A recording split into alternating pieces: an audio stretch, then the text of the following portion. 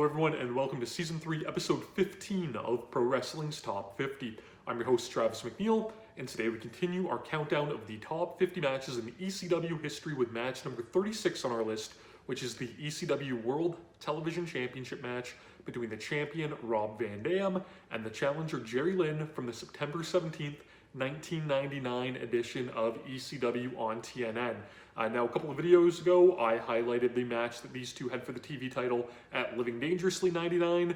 In between that match and this match, they would have their classic at Hardcore Heaven 1999. And like I mentioned in the previous video, that Hardcore Heaven match was used on the first episode of ECW on TNN as an introduction to people that were new to the promotion. It was a great spotlight match that showed you what ECW was all about in the year 1999. Rob Van Dam being a focal point and that big kind of drawing start of the promotion. So this match here was going to be basically a rematch of the Hardcore Heaven match. I talked about in the Living Dangerously video how Van Dam and Jerry Lynn had their match in the summer of '98 at the ECW Arena. This match would also be at the ECW Arena, so even though they fought there before, they are now bringing their, we'll call it their legendary feud that they established through '99 to the arena for the first real time with this big rematch. Earlier on in this broadcast, though, they do kind of a little bit of a weird angle where it showed an ambulance backstage. You weren't aware, who was in the ambulance and who was injured. We would find out by proxy, come the main event time, that it was Jerry Lynn, because instead of Jerry Lynn coming out to challenge Van Dam for the TV title, it would be Lance Storm.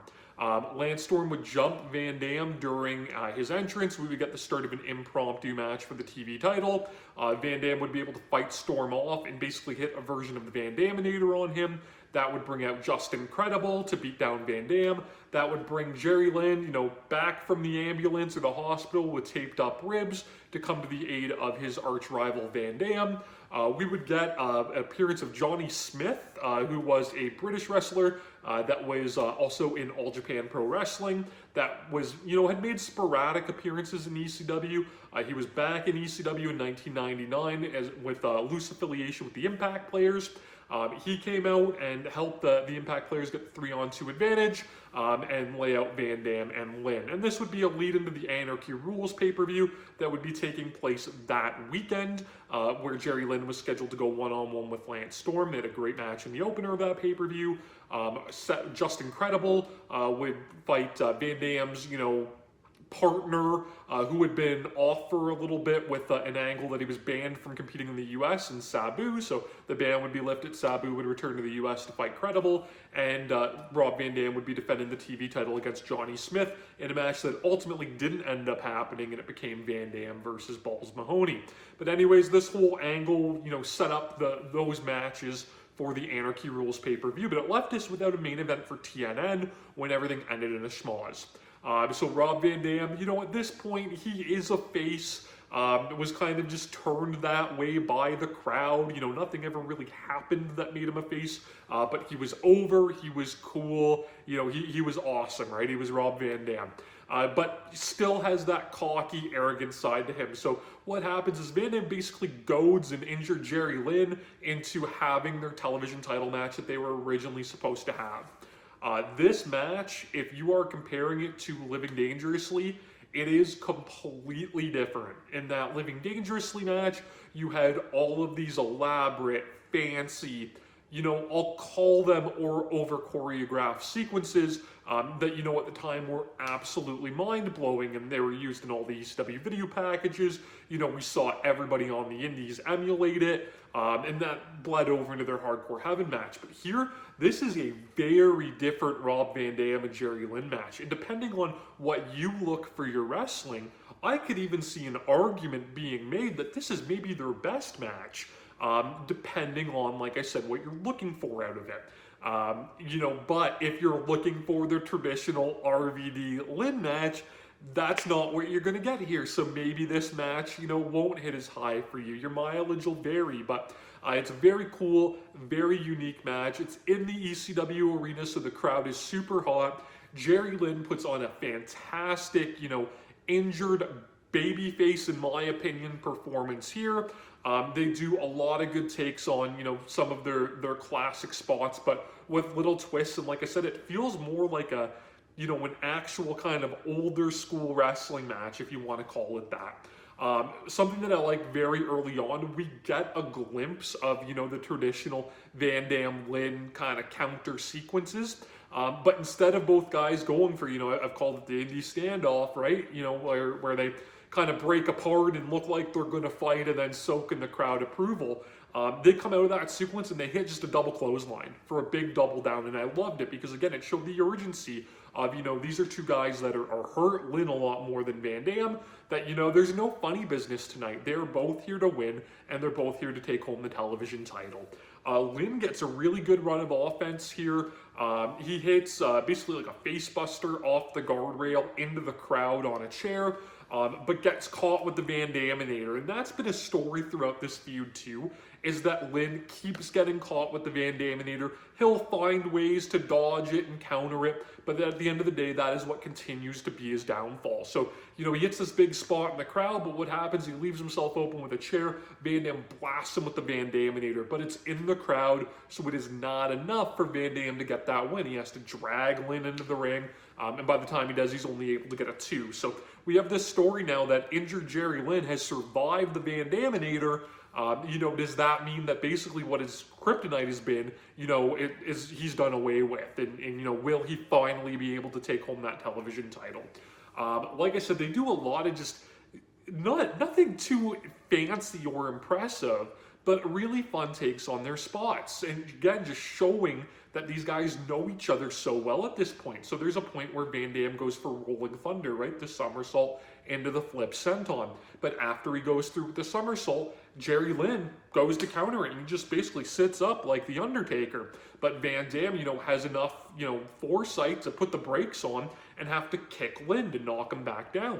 Lynn goes for his traditional, turnaround sunset flip powerbomb out of the corner.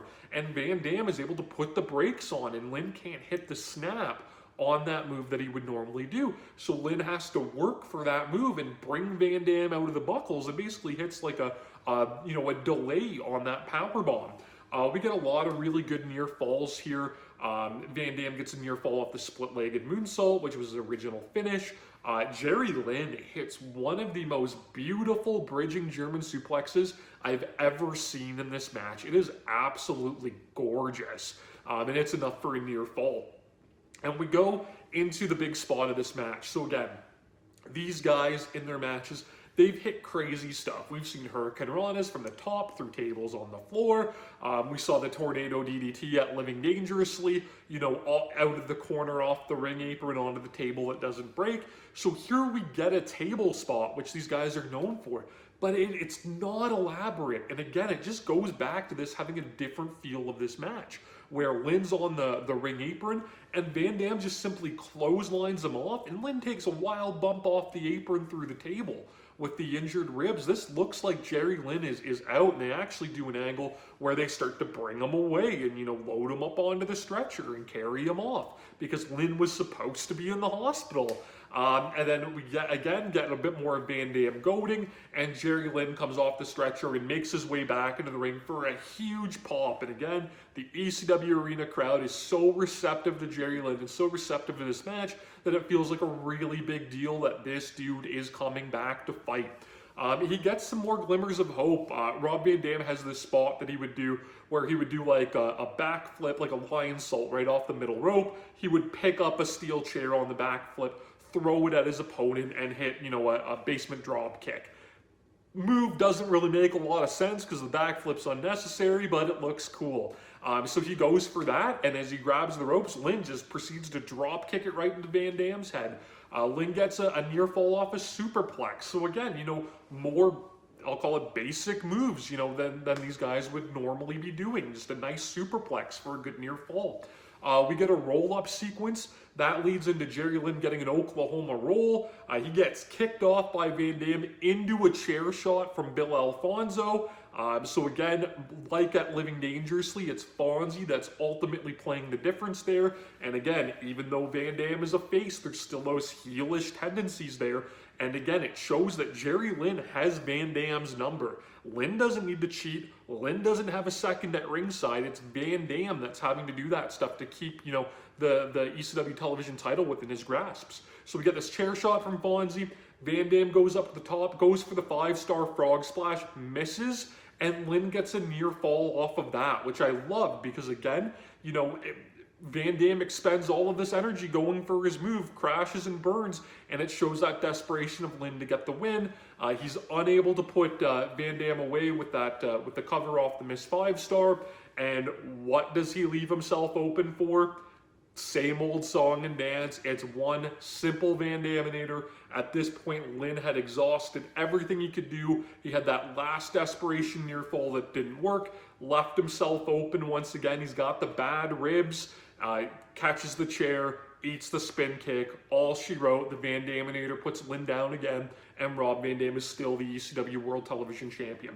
So I love the story that these guys, you know, have set throughout all of their matches. And I talked about this in the video with Lynn and Carino, where I talked about Lynn's basically descent into this heel turn, that really Rob Van Dam was the catalyst for that. Sure, we had the disappointment of Jerry Lynn's ECW title reign that had a bit to do with it too. We had the manipulation from Cyrus, which had a bit to do with it too. But it really was this Rob Van Dam feud that set Lynn over the edge, because he couldn't, time after time after time again, he couldn't win the ECW World Television title from Van Dam.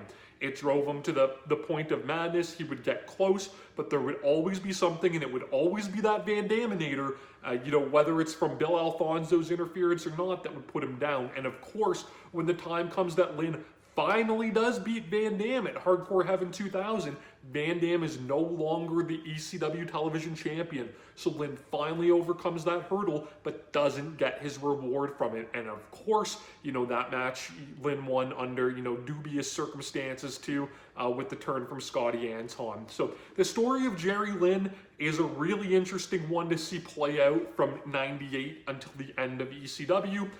He's someone that, you know, yes, he got that title run, but he still never really felt like he had his moment in the sun. And who knows how that would have continued to play out with him as a heel, you know, had ECW have not died.